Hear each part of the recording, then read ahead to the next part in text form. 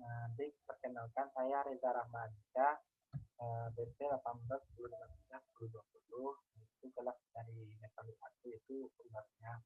Nah, saya akan mempresentasikan proposal penelitian yang pertama yang berjudul itu analisis faktor-faktor disclosure CSR dan likuiditas terhadap kinerja keuangan perusahaan, studi kasus salah satu perusahaan yang terdaftar di Bursa Efek Indonesia.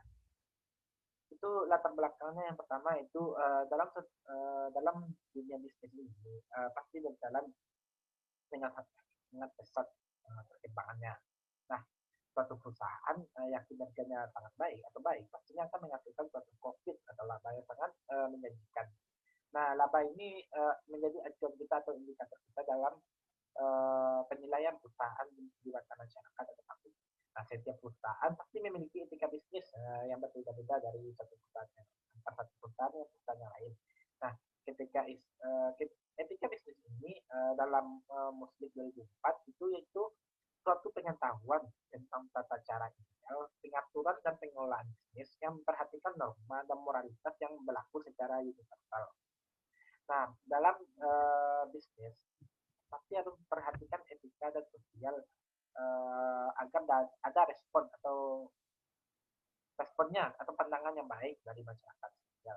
Nah, sebuah bisnis bagusnya sentral terhadap tujuan sosial di samping perusahaan memaksimalkan aktivitas serta keuntungan. Nah, bentuk tujuannya itu tergabung dalam sebuah data itu dalam CSR atau Corporate Social Responsibility. Nah, CSR sangat penting atau sangat krusial harus menjadi perhatian khusus satu corporate dalam mendorong kesejahteraan masyarakat. Nah, dalam satu corporate social responsibility, faktor-faktor pengungkapan harus diperhatikan, yaitu tertuang dalam pernyataan PSAK nomor 1/2009 pasal 12 menyebutkan bahwa suatu perusahaan dalam pengungkapan CSR harus ada melalui annual report yang masih bersifat sukarela atau tidak terlalu diwajibkan. Nah, pengungkapan ini salah satu bentuk sustainable reporting atau laporan berkelanjutan yang ada 3 unsurnya. Pertama, ekonomi, sosial, serta lingkungan yang dijelaskan oleh Global Reporting Initiative. Nah, di dalam CSR ini juga dipengaruhi oleh karakteristik ukuran, likuiditas, profil, umur perusahaannya, keanekaragaman hasilnya. Nah, ini mampu mempengaruhi juga kinerja perusahaan.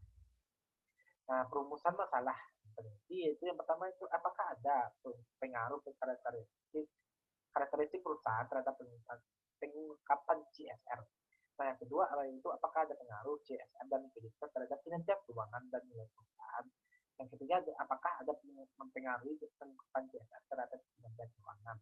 Nah, di samping perumusan masalah itu pasti ada tujuan dari penelitian itu untuk mengetahui serta pengaruh karakteristik perusahaan terhadap pengungkapan CSR. Yang kedua itu untuk mengetahui pengaruh pengungkapan CSR dan likuiditas terhadap kinerja keuangan dan nilai suatu perusahaan. Yang ketiga itu untuk mengetahui apakah ada faktor yang mempengaruhi pengungkapan CSR ini terhadap kinerja keuangan. Nah, selanjutnya itu tentang tinjauan pustaka dari penelitian ini. Yang pertama itu landasan teori. Nah, landasan teori yang diambil itu pertama ada CSR pengertiannya itu sendiri. Nah, menurut Wibisono dalam bukunya yang berjudul Membedah Konsep dan Aplikasi CSR atau Corporate Social Responsibility, Wibisono menjelaskan bahwa Corporate Social Responsibility merupakan komitmen berkelanjutan dari perusahaan atau corporate untuk bertindak secara etis dan berkontribusi terhadap perkembangan ekonomi masyarakat setempat atau masyarakat luas serta meningkatkan taraf hidup masyarakat atau keluarga mereka.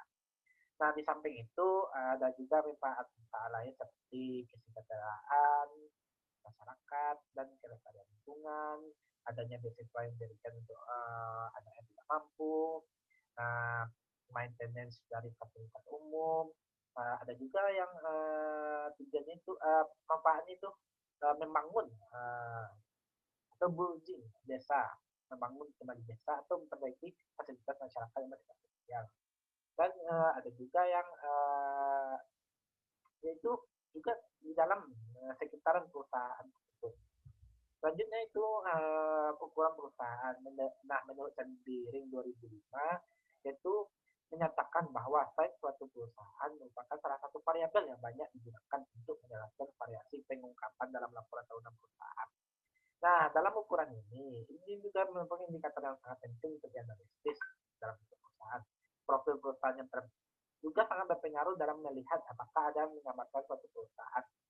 Perusahaan yang besar akan mengungkapkan informasi sosial pada publik untuk mendapatkan umpan balik atau feedback dari penilaian positif dari investor. Nah, tujuannya itu mengurangi konflik keyakinan meskipun ada biaya yang dapat dikeluarkan dari perusahaan. Selanjutnya itu profil perusahaan. Nah, Sendiri 2005 menyatakan bahwa penelitian tentang pengaruh profil terhadap pengumpakan CSR perusahaan kebanyakan mendukung industri dengan high profil menggunakan informasi tanggung jawab sosial lebih banyak dari industri low profil. Nah, pada perusahaan yang high ini itu perusahaan yang sudah umum high atau mendapatkan sorotan publik lebih sebab tingkat aktivitasnya perusahaannya sudah tinggi. Nah, itu contohnya perusahaan-perusahaan yang manufaktur yang sudah besar. Tentu perusahaan startup yang unicorn atau dekakorn juga bisa mengungkapkan perusahaannya. Nah, di samping itu, publik juga masyarakat lebih tertarik atau sensitif terhadap perusahaan jika perusahaannya itu high profile. Nah, selanjutnya itu likuiditas. Nah, likuiditas ini adalah menurut Munawir 2002 yaitu kemampuan perusahaan dalam memenuhi kewajiban jangka pendek atau dengan kata lain kemampuan seseorang atau suatu perusahaan memenuhi kewajiban atau utang yang harus segera dibayar atau ditagih. Nah, likuiditas ini juga dihitung dengan rasio aktiva lancar dibagi dengan kewajiban lancar. Nah, perusahaan yang sehat rasionya harus sekitar 100%. Rasio ini menggambarkan mengenai pengaruh atau tidaknya ketersediaan dana perusahaan terhadap pengungkapan CSR. Selanjutnya itu umur perusahaan atau fintech. Nah, dalam Utami dan Statistics 2011 menyebutkan bahwa umur perusahaan itu menunjukkan seberapa lama perusahaan yang mampu bertahan. Nah, perusahaan atau korporat yang mendapat legitimasi atau hubungan pemimpin perusahaan dengan masyarakat itu baik. Nah, semakin baik hubungannya dan diterima masyarakat, maka perusahaannya mungkin akan jauh bertahan lebih lama. Sebab masyarakat ini merupakan indikator penting dalam suatu korporat agar bisa bertahan. Nah, selanjutnya itu kinerja perusahaan. Nah, kinerja perusahaan ini menurut Irham Fahmi 2012, kinerja keuangan adalah satu analisis yang dilakukan untuk melihat sejauh mana suatu perusahaan telah melaksanakan dengan menggunakan aturan-aturan pelaksanaan keuangan secara baik dan benar. Nah, dalam kinerja keuangan perlu dianalisis dan untuk lebih proses keuangan apakah kondisi sehat atau baik atau sedang kondisinya buruk. Nah, selanjutnya itu kerangka pemikiran peneliti. Nah, CSR ini salah satu bentuk pengabdian masyarakat pada perusahaan pada masyarakat. Nah, untuk mendukung dan mensejahterakan masyarakat, membutuhkan pertolongan di bidang perekonomian yang serta memperbaiki perekonomian. Penilaian terhadap faktor pembukaan CSR ini, perusahaan harus berhubungan dengan beberapa poin. Yang pertama itu ukuran perusahaan. Nah, ukuran atau size perusahaan ini variabel yang banyak digunakan untuk menjelaskan variasi pengungkapan dalam laporan tahunan annual report. Nah, ukuran suatu perusahaan penting untuk dianalisis. Profilnya juga berpengaruh. Nah, selanjutnya itu likuiditas. Likuiditas ini kemampuan perusahaan untuk memenuhi. Kenapa kami mengambil likuiditas? Karena itu kewajiban ini kemampuan soalnya apa pengertiannya itu kemampuan perusahaan dalam memenuhi kewajiban yang pendek atau dengan kata lain kemampuan seseorang atau perusahaan memenuhi kewajiban atau utang yang secara harus dibayar saat jatuh tempo. Selanjutnya itu kami mengambil itu umur perusahaan. Kenapa umur perusahaan? Karena umur perusahaan itu seberapa lama perusahaan mampu bertahan berdasarkan legitimasi teori, legitimasi organisasi dapat dilihat sebagai contoh diberikan masyarakat kepada perusahaan dan sesuatu yang diinginkan atau dicari perusahaan dari masyarakat. Tentunya itu kinerja perusahaan. Nah, menurut Ilham Fahmi, 2012 kinerja keuangan adalah suatu analisis yang dilakukan untuk melihat sejauh mana suatu perusahaan telah melaksanakan dengan menggunakan aturan-aturan pelaksanaan keuangan secara baik.